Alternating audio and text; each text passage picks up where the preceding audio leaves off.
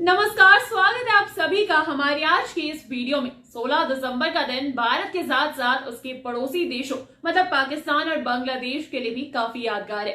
ये दिन जहां भारत और बांग्लादेश को गर्व से सिर ऊंचा करने का मौका देता है, तो वहीं पाकिस्तान का सिर शर्मिंदगी से नीचे झुका देता है। भारत ने साल 1971 में पाकिस्तान के खिलाफ वॉर जीता था, जिसके आखिर में बांग्लादेश नाम के एक अलग देश का जन्म हुआ, जिसे उस वक्त पूर्वी पाकिस्तान कहा जाता था। 50 साल पहले आज ही के दिन पाकिस्तान दो टुकड़ों में बंट गया था। उसकी आर्मी ने भारत के सामने सरेंडर कर दिया था।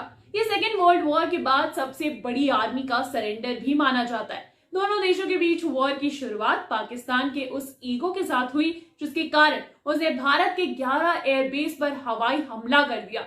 ये शायद पहली बार था जब भारत की तीनों आर्मीज ने एक साथ लड़ाई लड़ी। जी हाँ, मैं बात कर रही हूँ इंडो पाक वॉर की। भारत ने पश्चिम में पाकिस्तानी आर्मी की हरकतों का तुरंत जवाब दिया और लगभग 15,000 किलोमीटर से भी ज्यादा पाकिस्तान के एरिया पर कब्जा कर लिया। पाकिस्तानी आर्मी के प्रमुख जनरल आमिर अब्दुल्ला खान नियाजी के 93,000 सैनिकों के साथ इंडियन आर्मी और बांग्लादेश की यूनाइटेड आर्मी के सामने सरेंडर करने के बाद वॉर खत्म हो गया। जनरल ए के नियाजी ने 16 दिसंबर 1971 को ढाका में सरेंडर के डॉक्यूमेंट्स पर सिग्नेचर किए, जिससे पूरे पाकिस्तान में बांग्लादेश का नए देश के रूप में निर्माण हुआ, यानी बिल्ड हुआ, और इसके कारण पाकिस्तान ने भी अपना आधा हिस्सा खो दिया। वॉर सिर्फ 13 दिनों तक चला और यह हिस्ट्री के सबसे छोटे वॉर में से एक माना जाता है, लेकिन इसका परिणाम पाकिस्तान को आज भी खुद पर शर्मिंदा होने की याद दिलाता है। भारत और पाकिस्तान के बीच 3 दिसंबर 1971 से 16 दिसंबर 1971 तक फाइट हुई।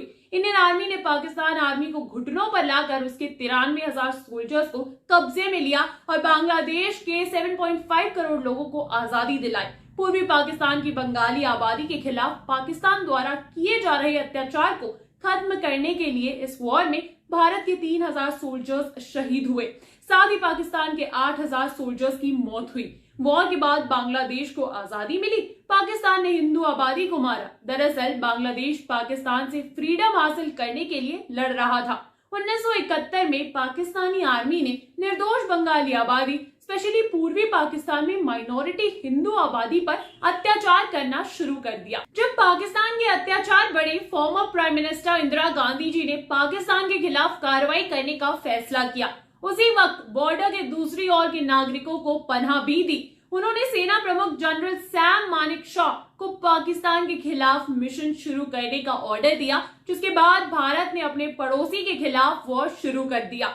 लाखों लोगों को तकलीफें दी गई। बांग्लादेश में करीबन 3 लाख नागरिक मारे गए। इसके बाद बलात्कार, मर्डर्स और बहुत बड़ी मुसीबतें आई, जिसके कारण 80 लाख से 1 करोड़ लोगों ने भारत में पनाह लेने के लिए देश छोड़ दिया।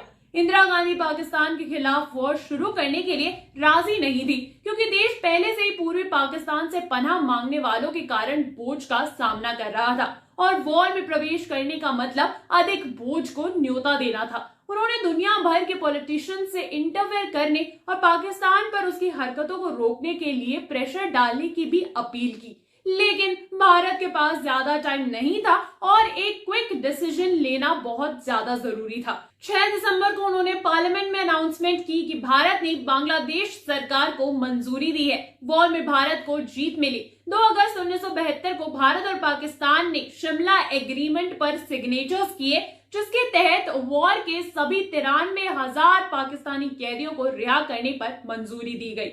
तो ऐसा ही एक किस्सा या फिर ऐसी ही कोई कहानी हमें रैम्बो फिल्म में भी देखने को मिल सकती है दोस्तों, जिसमें हमें टाइगर श्रॉफ दिखाई देने वाले हैं और जहां पर उनकी मार्शल आर्ट स्किल्स को भी अच्छा काफी इस्तेमाल करता हुआ हमें दिखाया जाएगा। चलिए दोस्तों, अगर आपको ये वीडियो पसंद आई हो तो इसे लाइक कीजिए, शेयर कीजिए और हाँ, सब्सक्राइब करना ना भूले बॉलीवुड स्टूडियोज को। नमस्कार।